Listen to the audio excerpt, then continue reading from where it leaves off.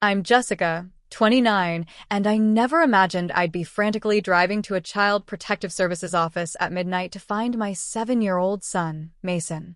The voicemail on my phone was cold and brief. "Sorry, honey. We had to make other arrangements for Mason. Emergency came up.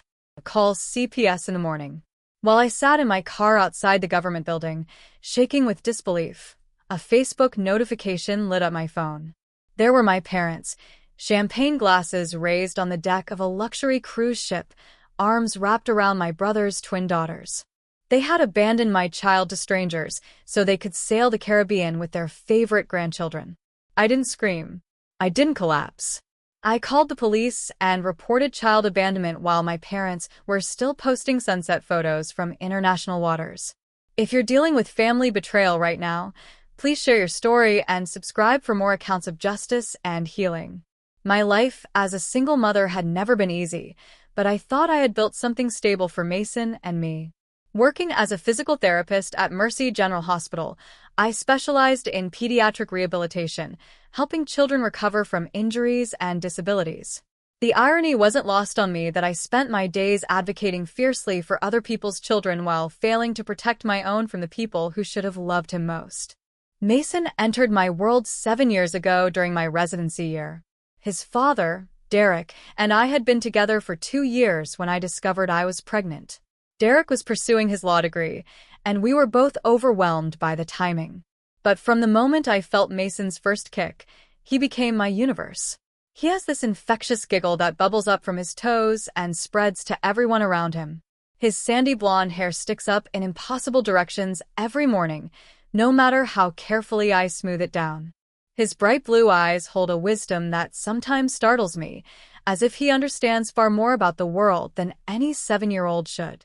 Despite our youth and limited resources, we established beautiful routines. Saturday morning cartoons with homemade waffles, bedtime stories that we'd make up together, and our special worry box, where Mason could write or draw anything that troubled him, knowing I'd address every concern. Derek's departure came when Mason was 4. The pressures of new fatherhood, law school, and financial stress proved too much. He began staying late at the library, claiming to study, but I eventually discovered he was having an affair with a classmate. Our divorce was swift, with Derek accepting minimal custody and even more minimal financial responsibility. His monthly visits became sporadic at best, and his child support payments arrived whenever convenient for him. My parents, Robert and Linda, had always presented a complicated dynamic in my life. Dad had built a successful insurance agency that provided them with comfortable retirement. Mom had worked as a high school administrator before joining Dad in his golden years. To their social circle, they epitomized family values and community involvement. Behind closed doors, the reality was starkly different. My older brother, Christopher, had always been their clear favorite. 3 years my senior, Christopher had followed their prescribed path perfectly. Prestigious university, marriage to Sarah, a successful marketing executive, and twin daughters, Emma and Sophie, now 9 years old. Christopher worked as a financial advisor for wealthy clients, while Sarah managed her own consulting firm. Together, they maintained the image of the perfect family that my parents could proudly display to their friends. The favoritism wasn't subtle once you learned to recognize it.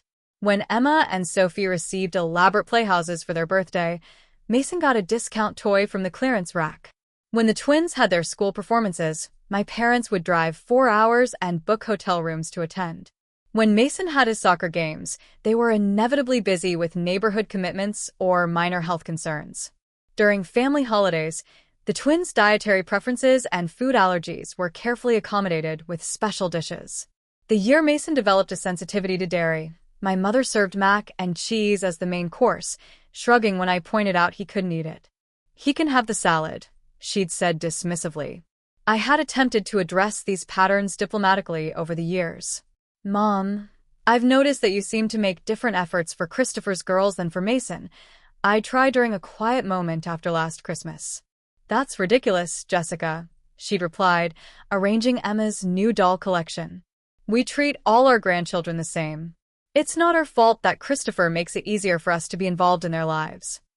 3 weeks ago, Mercy General faced a crisis when a multi-vehicle accident on the interstate brought in 15 injured children simultaneously. As the senior pediatric physical therapist, I was called in for 3 consecutive overnight shifts to help coordinate rehabilitation plans. My regular babysitter, Maria, was attending her daughter's wedding out of state, leaving me desperate for childcare. Swallowing my pride, I called my parents, carefully modulating my voice to hide my desperation. I hate to ask this, but would it be possible for you to watch Mason for 3 nights? We have a pediatric emergency at the hospital, and I'm the only senior therapist available. The lengthy pause before my father's response spoke volumes. Well, I suppose we could manage something. When would you need to drop him off? Relief flooded through me. Thank you so much. I could bring him over tonight around 7 and pick him up Thursday morning. Fine. My mother's voice came through the speaker, tight with resignation. Make sure he brings his own activities. We don't keep much here for children anymore. I spent the afternoon preparing meticulously. I packed Mason's favorite comfort items, his stuffed dinosaur named Rex, the superhero blanket his great-grandmother had made, and his nightlight that projected constellations on the ceiling.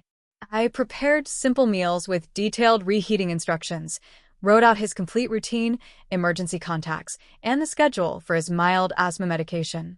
Remember to be polite and helpful with Grandma and Grandpa, I told Mason as we pulled into their driveway. They have different house rules than we do. I know, Mom, he said, squeezing Rex tightly. I'll be super quiet and won't touch anything important. That statement should have shattered my heart, but at the time, I was simply grateful for the childcare. I hugged him tightly, inhaling the fresh scent of his strawberry shampoo, not knowing it would be days before I could hold him again. As I carried his overnight bag to the door, I overheard my parents' hushed conversation from the living room. We'll need to tell her about the cruise soon, my father was saying. Let's wait until after she leaves, my mother replied. No point in creating drama before we have to. I should have demanded an explanation immediately. I should have taken Mason and left that instant. But with critically injured children depending on my expertise and no alternative childcare, I convinced myself they were discussing some distant future vacation, not one that would begin while my son was in their care. The 3rd night shift had been brutal. Coordinating physical therapy for multiple children with spinal injuries, broken bones, and traumatic brain injuries had stretched our department beyond capacity. I hadn't sat down for more than 5 minutes in 14 hours. I was changing out of my scrubs in the hospital locker room when my phone rang with Mason's school number flashing on the screen. Ms. Rodriguez, this is Karen from the attendance office at Riverside Elementary. Mason wasn't in class today, and we haven't received any notification about his absence. My heart stopped completely. What? He's staying with his grandparents this week. They should have brought him to school. We haven't seen Mason, and no one has called him in sick, Karen replied, concern evident in her voice. I ran to my car, still wearing my hospital ID badge over street clothes. The 20-minute drive to my parents' house felt eternal as I tried calling both their cell phones repeatedly. No answer. I pulled into their driveway and immediately noticed both cars were gone. Using my emergency key, I burst through the front door. Mason. Mom. Dad. My voice echoed through the empty house. The kitchen counter held a single piece of notebook paper with my mother's neat handwriting. Jessica, sorry honey. We had to make other arrangements for Mason. Emergency came up. We've arranged temporary care until you're available. You can contact Child Protective Services. Mom and Dad. No phone number, no location, no explanation of what emergency could possibly justify abandoning a 7-year-old. My hands shook as I dialed CPS. After being transferred multiple times, I reached someone who could help. Yes, we have a record of a child named Mason Rodriguez being placed in emergency foster care yesterday afternoon, the caseworker said. The guardians reported a family emergency that prevented them from continuing care. They're not his guardians, I said, my voice rising. They're his grandparents. I'm his mother. I have full custody. I was working hospital shifts. They were babysitting. Ma'am, please remain calm. I understand this is distressing, but we need to sort through the facts. It's going to take some time to verify everything and locate your son. 5 hours of phone calls, identity verification, and bureaucratic procedures later, I finally connected with Elena, the social worker assigned to Mason's case. Your parents represented themselves as Mason's primary caregivers facing a sudden emergency, Elena explained during our meeting at the CPS office. They claimed the mother was unavailable indefinitely and that they could no longer provide care due to unforeseen circumstances. Unavailable indefinitely? I repeated, incredulous. I was working 3 hospital shifts. They knew exactly when I was picking him up. Elena nodded sympathetically. We're investigating why proper verification protocols weren't followed. The intake worker should have confirmed guardianship and attempted to contact you directly. Where is my son? I demanded. He's with the Chin family, one of our best emergency placement homes. I can take you there immediately. The Chun home was a cozy 2-story house with a well-maintained garden. Mrs. Chun, a gentle woman in her 60s, met us at the door. Mason is in the backyard with my husband, she said softly. He's been very withdrawn, poor little one. When Mason saw me step onto the back deck, he dropped the soccer ball he'd been half-heartedly kicking and sprinted toward me, colliding with my legs with such force, I nearly lost my balance. Mommy. His small body trembled with sobs as I lifted him into my arms. I thought you forgot about me. Forget about you? I held his tear-streaked face in my hands. Sweetheart, I could never forget about you. I was just working at the hospital, remember? Through broken sobs, Mason revealed fragments of what had happened. My parents had told him I had called and said I needed to handle something very important and wouldn't be back for a long time. They had packed a small bag for him, driven him to an unfamiliar office, and left him with people he'd never met. Grandpa said sometimes mommies have to make difficult choices, Mason whispered against my neck. He said you might need time to figure things out. As Mrs. Chun explained the circumstances of Mason's arrival, another devastating detail emerged. Your parents never mentioned that Mason had a mother who would be returning. They presented the situation as if they were his primary caregivers facing an emergency that made continued care impossible. After settling Mason with a snack and cartoons that Mrs. Chun had thoughtfully prepared, I stepped onto the front porch and checked my phone. A Facebook notification showed a tagged photo on Christopher's account. The image displayed my parents on a cruise ship deck with Christopher, Sarah, and the twins, all wearing matching tropical outfits and holding colorful drinks. The caption read, "Surprise family cruise. So grateful for grandparents who drop everything to make magical memories with us. Living our best life. Family is everything." The timestamp showed it had been posted yesterday evening, approximately when they would have been abandoning Mason to social services. Further scrolling revealed multiple photos. My father teaching Emma to play shuffleboard, my mother braiding Sophie's hair with decorative beads, elegant dining room shots from formal dinners. The cruise had clearly been planned well in advance, not the sudden emergency their note had implied. A text from Christopher appeared on my screen. Mom and Dad are spoiling the girls absolutely rotten on this cruise. Emma learned to play mini golf today, and Sophie got her face painted like a butterfly. Aren't they the most amazing grandparents? I set my phone down, unable to look at any more evidence of their calculated betrayal. Mrs. Chin approached quietly and placed a comforting hand on my shoulder. Your little boy asked me last night if he had done something wrong to make his grandparents not want him anymore, she said gently. He wanted to know why they love his cousins more than him. My carefully maintained composure began cracking. How do I even answer that? I whispered. With age-appropriate honesty and love that leaves no doubt about his worth, Mrs. Chin replied. She paused before continuing. I should tell you, when your parents dropped him off, they filled out paperwork indicating mother unavailable, with no timeline for your return. If they had simply explained you were working temporary shifts, this placement would never have occurred. The deliberate nature of their betrayal crystallized. This wasn't a misunderstanding or poor judgment. This was calculated abandonment designed to serve their own interests with complete disregard for the trauma they were inflicting on an innocent child. The next morning began with extensive interviews at the CPS office. Elena documented my detailed statement about the timeline from arranging childcare with my parents to discovering Mason's abandonment. What we're dealing with here is potential child abandonment and filing false information with a government agency, Elena explained, her pen moving steadily across official forms. Your parents misrepresented their relationship to Mason and provided false information about your availability and contact information. What happens now? I asked. We're expediting Mason's return to your custody. The paperwork should be completed this afternoon. As for pursuing legal action against your parents, that decision rests with you. After leaving Elena's office, I called my friend Marcus, who worked as a family law attorney. They did what? Marcus's voice rose in shock as I explained the situation. Jess, that's not just morally reprehensible, it's potentially criminal. Abandonment, false reporting, possibly even custodial interference. What would happen if I filed charges? I asked. It depends on how prosecutors view the evidence, but making a formal report creates an official record, which could be crucial if there are future incidents, Marcus explained. He offered to research the specific statutes while I faced the hardest part, explaining to Mason why he couldn't come home immediately.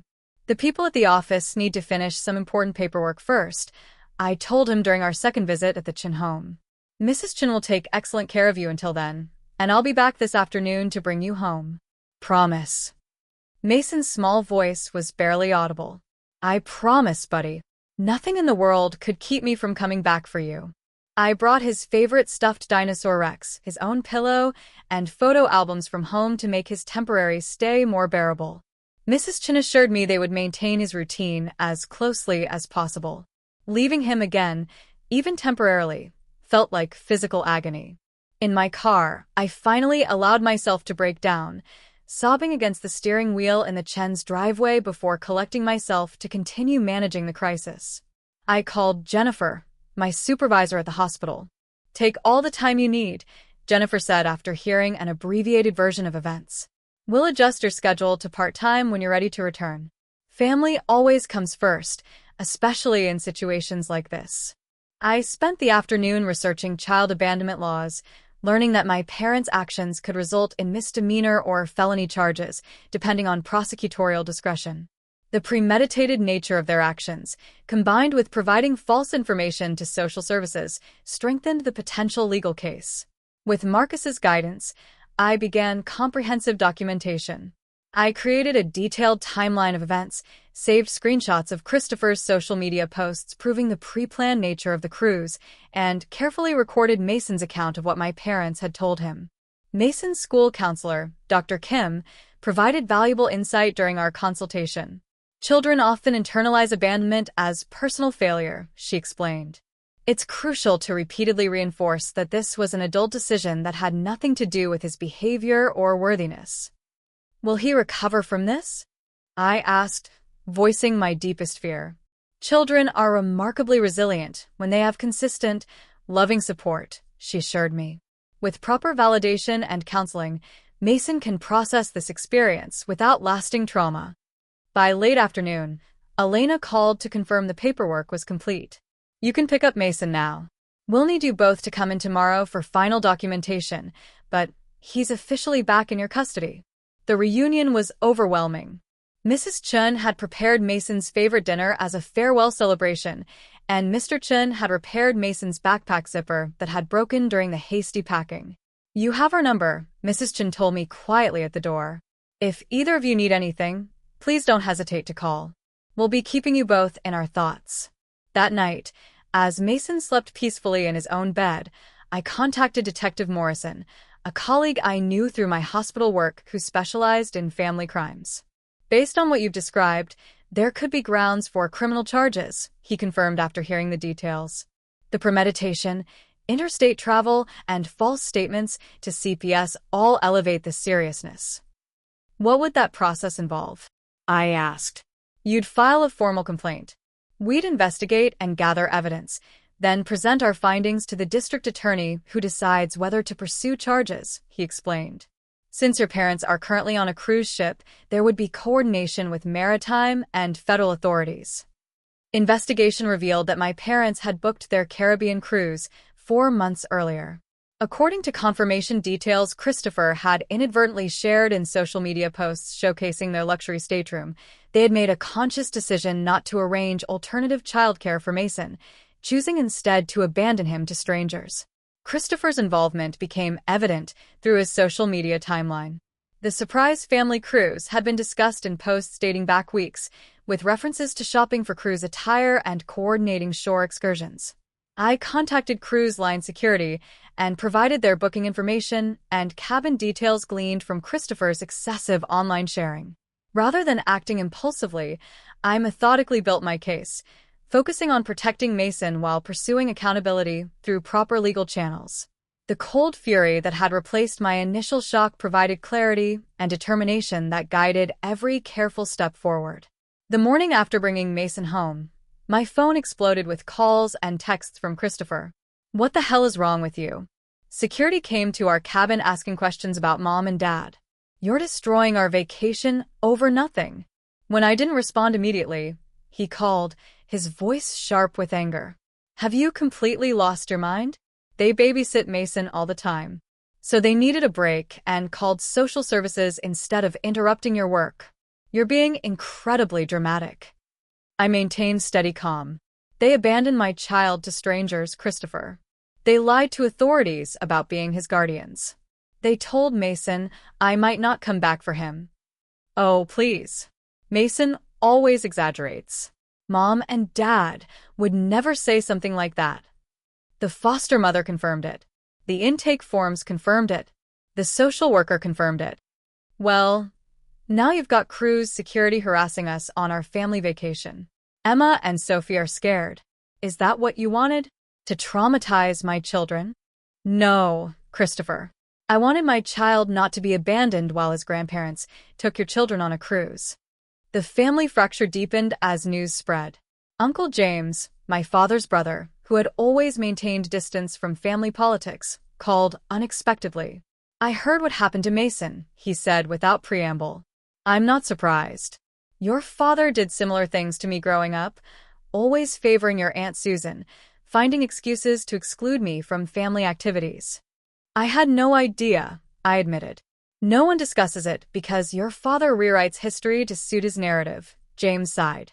"But I wanted you to know I support whatever action you take. These patterns need to end somewhere." That afternoon, I met with Detective Morrison to formally file charges of child abandonment and filing false reports. The process was emotionally exhausting but empowering. Each signature, each official statement felt like reclaiming power in a situation where I had initially been helpless. "Maritime cases can be complex," Detective Morrison warned. "Cruise ship security will coordinate with us, but there may be jurisdictional questions about where certain offenses occurred." "I understand it might be complicated," I replied, "but I need to see this through for Mason's sake." Each night after Mason fell asleep, I wrote in a journal, processing the rage, grief, and betrayal I couldn't express during daylight hours when I needed to be strong for him. The pages became repositories for emotions too raw to share with anyone else.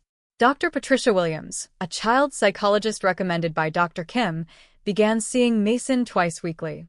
After their first session, she requested a private conversation. "Mason shared something troubling today," Dr. Williams said gently. "He believes his grandparents told him that sometimes mommies decide their work is more important than their children, and that you might choose to focus on helping other people's children instead of coming back for him."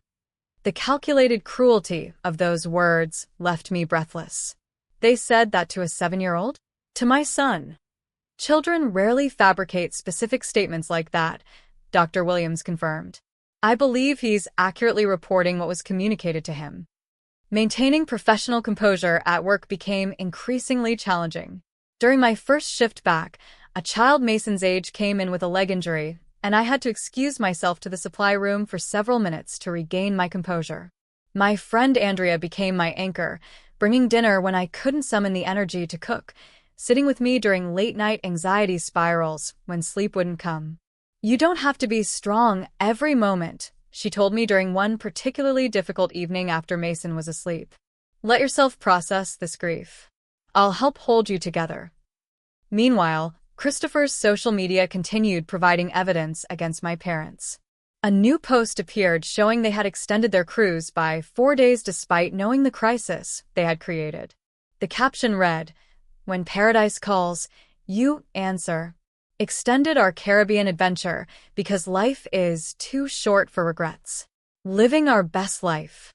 Conversations with neighbors confirmed they had seen my parents loading cruise luggage into their car the morning they abandoned Mason, further establishing premeditation. One neighbor, Mrs. Patterson, had even asked about Mason when she saw them packing, and my father had claimed they were taking him to stay with friends for a few days. The determination that had been building crystallized into unwavering resolve as cruise authorities confirmed they had located my parents. Federal coordination had been approved, with officers prepared to confront them the following morning. That night, I sat with Mason during his bedtime routine, carefully explaining what might happen next. "Some important people are going to talk to Grandma and Grandpa about what they did," I explained gently. "There might be some big changes in our family because of their choices." "Will I have to see them?" Mason asked, clutching Rex tightly. "Not unless you want to, and never without me right beside you," I promised. "Your job is just to keep talking to Dr. Williams about your feelings and remember that none of this happened because of anything you did." "Emma texted me that her mom says you're being mean to Grandma and Grandpa," Mason whispered. "Sometimes adults disagree about what's right," I replied carefully. "But my job as your mom is to make sure you're safe and that people treat you with respect. That's what I'm doing, even if others don't understand." As Mason finally drifted to sleep, I received a text from Detective Morrison. "Coast Guard confirmed contact at 8 a.m. tomorrow. We'll keep you updated." The call came at 1:47 p.m. Eastern Time, mid-morning in Caribbean waters. Agent Rodriguez from the Coast Guard spoke with professional calm that contrasted with the dramatic scene he was describing. "We've made contact with Robert and Linda Rodriguez aboard the Caribbean Majesty," he reported. "They're currently being interviewed regarding child abandonment allegations." How did they react? I couldn't help asking. Initially with confusion and denial. When presented with documentation from Connecticut CPS and your formal complaint, Mr. Rodriguez became defensive while Mrs. Rodriguez became emotional. I learned that the confrontation had been carefully coordinated with ship security. 3 officers had approached stateroom 842 at exactly 8:15 a.m. Security cameras captured the entire interaction in the hallway. The knock had been firm and authoritative.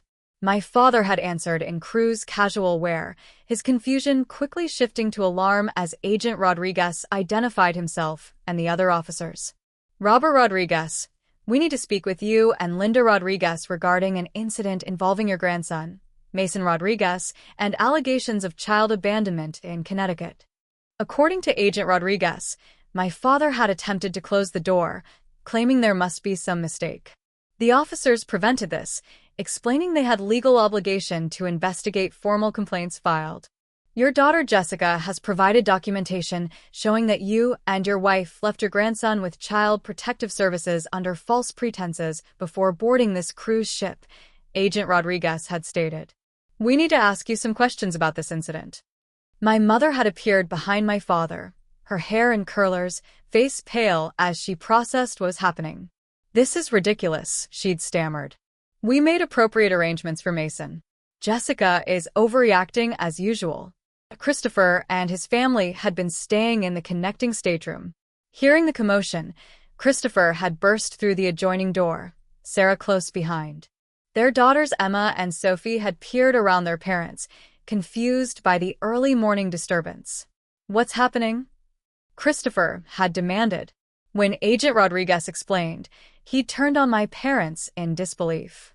"You told me Jessica knew about the arrangements. You said she was okay with Mason staying with a family friend." This revelation exposed another layer of my parents' deception. They had apparently lied to Christopher as well, though his willingness to believe their story without verification revealed much about his own priorities. As the situation escalated, my father had attempted justification. "We couldn't handle his special needs," he'd claimed. "Mason requires constant supervision, and we're not equipped for that at our age. We made sure he was with qualified professionals." "He doesn't have special needs," I told Agent Rodriguez during our follow-up interview.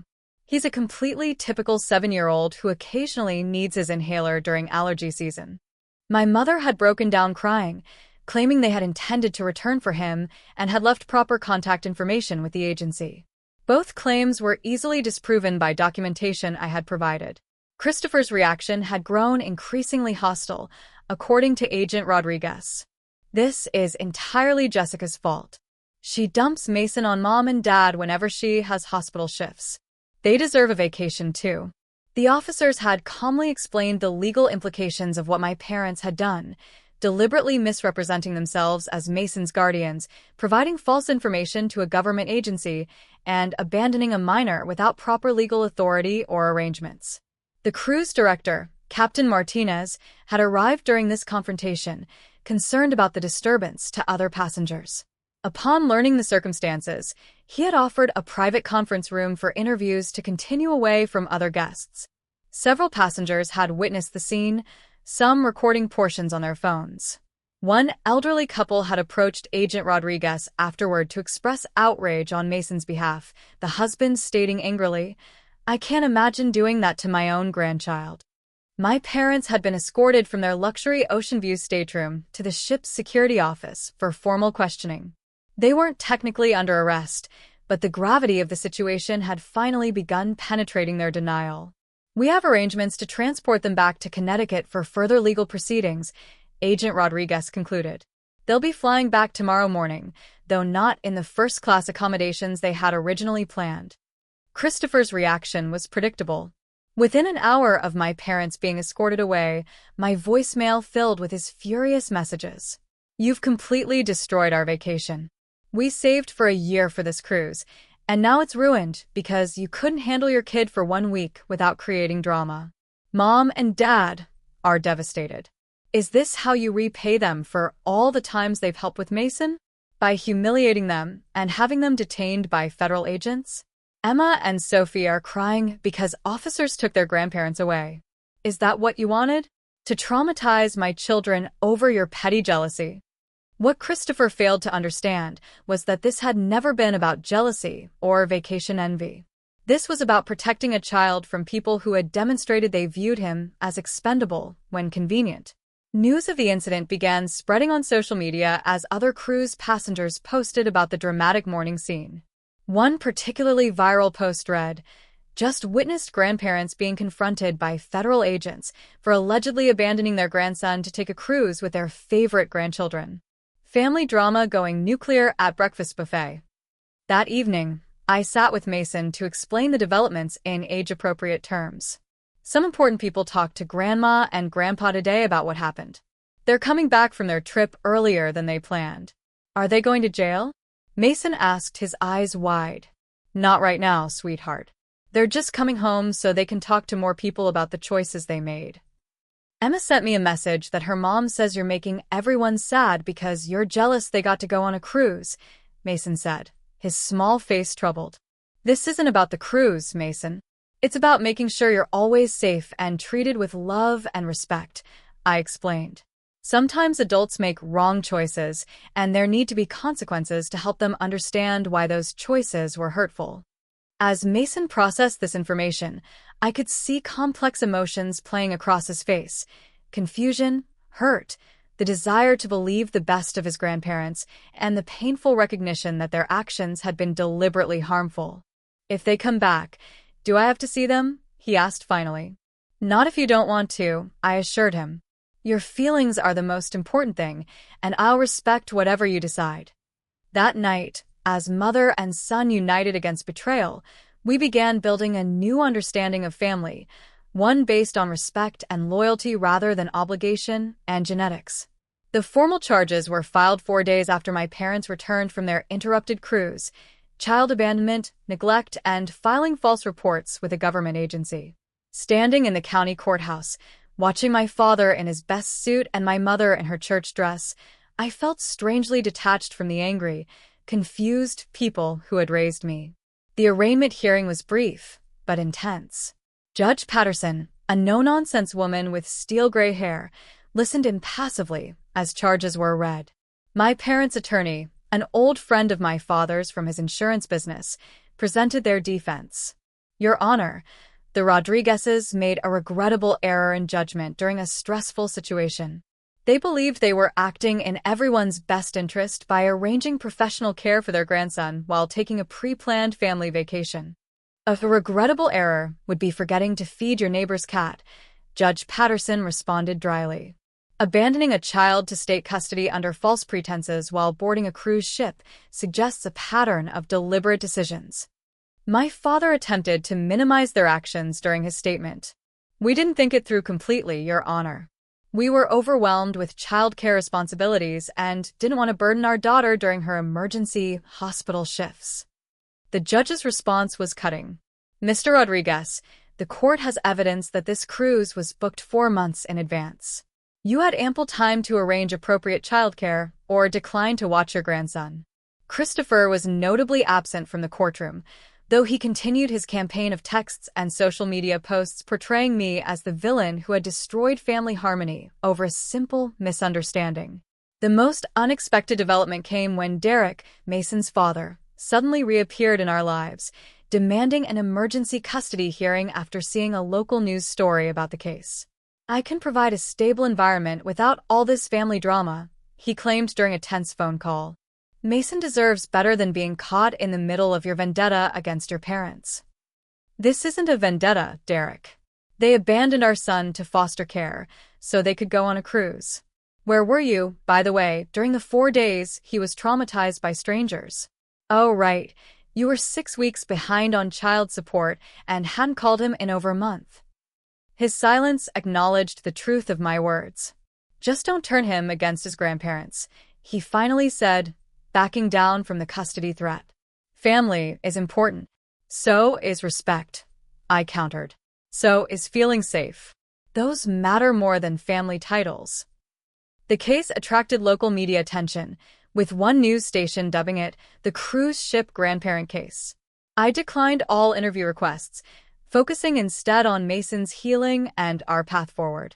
His progress in therapy with Dr. Williams was gradual but meaningful. Initially, Mason expressed only sadness and confusion, but as weeks passed, appropriate anger emerged.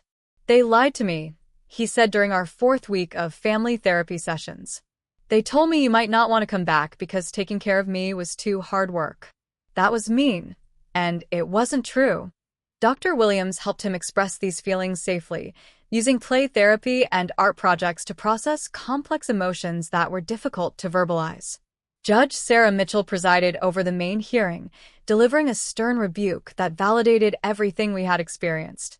The court finds the defendants' actions particularly troubling, given their position of trust as grandparents. This was not a momentary lapse in judgment, but a series of deliberate deceptions that caused significant emotional harm to a child.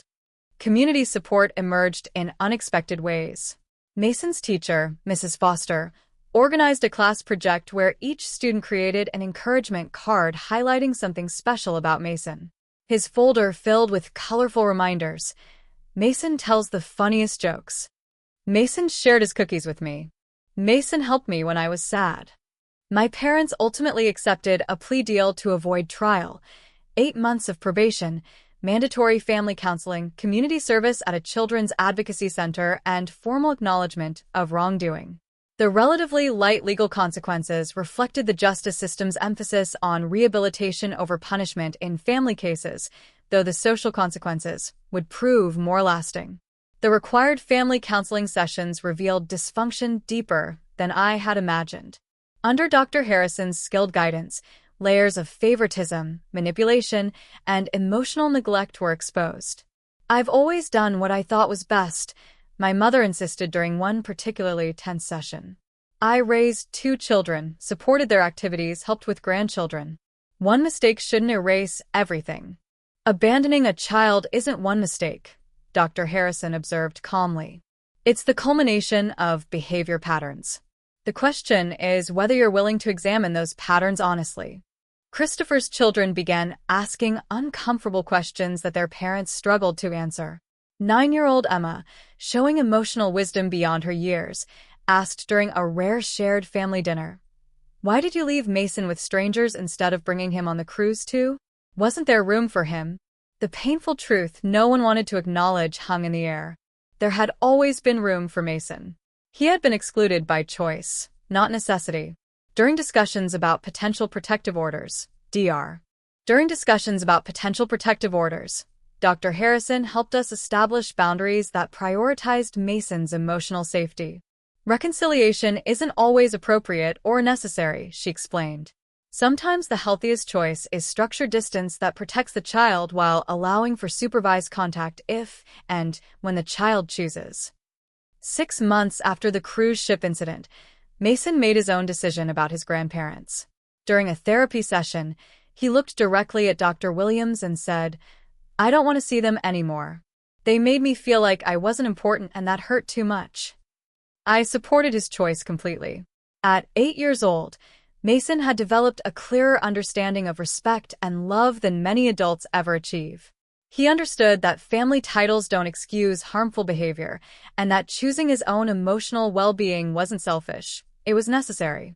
Christopher's family gradually distanced themselves, choosing my parents' version of events over accountability. Christmas cards stopped arriving. Birthday invitations ceased. The twins, Emma and Sophie, occasionally sent messages through social media, but their parents monitored and limited contact. In trying to preserve their relationship with my parents, Christopher inadvertently taught his daughters that family loyalty trumps justice, a lesson that would likely cost them dearly in their own future relationships. My parents completed their court-mandated community service at the Children's Advocacy Center, though reports suggested they fulfilled obligations with minimal engagement and continued to view themselves as victims of my overreaction.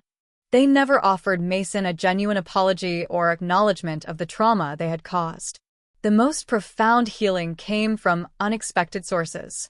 Mrs. Chun, Mason's emergency foster mother, became a grandmother figure in his life, attending his school performances and soccer games with genuine enthusiasm. Her husband taught Mason woodworking in their garage workshop, creating a relationship based on shared interests rather than obligatory genetics. Uncle James, my father's estranged brother, reconnected with us after years of family-imposed distance. "I wish I had been braver when I was younger," he told me over coffee while Mason played with James's golden retriever. "Maybe if I had challenged your father's favoritism patterns earlier, things would have been different for you and Mason." James became the grandparent figure Mason deserved, someone who showed up consistently, remembered important events, and treated him as genuinely precious rather than as an afterthought to more favored children. Mason's resilience amazed everyone involved in his recovery. By his 9th birthday, he had developed a remarkable ability to articulate his feelings and boundaries. When a well-meaning neighbor asked if he missed his grandparents, Mason replied with startling clarity, "I miss the grandparents I thought I had, but I don't miss people who made me feel bad about myself." Derek made sporadic attempts to increase his involvement, motivated more by guilt over the incident than genuine commitment to fatherhood. His efforts remained inconsistent, but Mason began setting his own expectations rather than hoping for impossible changes. "I don't need Dad to be different," Mason told me after a canceled visitation. "I just need to know who he really is so I can decide how much to count on him." The legal proceedings concluded with my parents' successful completion of probation. No criminal record resulted from the plea agreement, but the social consequences proved more lasting than any court sentence could have imposed. Their reputation in their church and social circles never fully recovered. The story became local legend, with their names permanently associated with the phrase cruise ship grandparents. 2 years later, I received an unexpected call from my mother. Her voice was thin and uncertain, lacking the confident authority I remembered from childhood. "Jessica, I've been thinking about what happened. I want you to know that I realize we made some serious mistakes." The conversation was awkward and incomplete, but it represented the first acknowledgement of wrongdoing she had ever offered. She asked tentatively about the possibility of seeing Mason, not as grandparents resuming their role, but as people hoping to earn forgiveness. "That's Mason's decision to make," I replied. "If he ever wants to see you, it would need to be on his terms, with his comfort level determining everything." She accepted this boundary without argument, a small sign of genuine change. Mason, now 10, occasionally asks about his grandparents with the curious detachment of someone examining an interesting but distant problem. "Do you think they ever understood why what they did was wrong?" he asked recently. "I think they're beginning to understand," I answered honestly. "But understanding and changing are different things. What matters is that you know your worth isn't determined by how others treat you." Our new family traditions reflect values of consistency, respect, and genuine care. Saturday morning waffles continued, but now often include Mrs. Chun and Uncle James. Holiday celebrations happen with people who choose to be present rather than those obligated by genetics.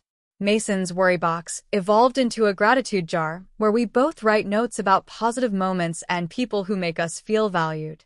The shift from managing anxieties to celebrating joy marked significant healing for both of us.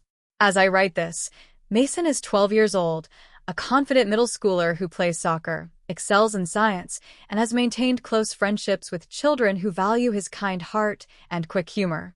The trauma of abandonment didn't disappear, but it became integrated into his story as evidence of his resilience rather than proof of his unworthiness. The experience taught us both that family is defined by actions rather than titles, by consistency rather than convenience, and by love that shows up even when it's difficult. We learned that setting boundaries isn't cruel. It's necessary for protecting what matters most. Sometimes people ask if I regret pursuing legal action against my parents, if I think the consequences were too severe for what they frame as a family misunderstanding. My answer is always the same. I regret that legal action was necessary, but I don't regret protecting my child. Mason knows his story now. He understands that the people who were supposed to love him unconditionally made a choice that prioritized their convenience over his well-being. But he also knows that their choice doesn't define his value, and their inability to love him properly doesn't reflect any failing on his part. In the end, we didn't just survive my parents' betrayal, we used it as the foundation for building something better. We created a family culture based on respect, honesty, and genuine care. We learned to choose our family members based on their actions rather than accepting harmful treatment because of shared genetics. The cruise ship incident lasted 1 week. The healing and growth that followed have lasted years, creating a foundation of strength that will serve Mason throughout his life. That transformation, born from the ashes of betrayal, represents the most meaningful victory of all. Our story isn't about revenge or holding grudges. It's about teaching a child that he deserves respect, demonstrating that actions have consequences, and showing that love means protecting those we care about, even when that protection is difficult and requires tremendous courage. If you're facing family betrayal, remember that choosing your own well-being and protecting your children isn't cruel or selfish. Sometimes the most loving thing you can do is refuse to accept unacceptable treatment, even from family members. Sometimes the healthiest family is the one you choose to build rather than the one you were born into. Mason and I are living proof that from the deepest betrayal can come the strongest foundation for genuine love and respect. We didn't just survive, we thrived, and we did it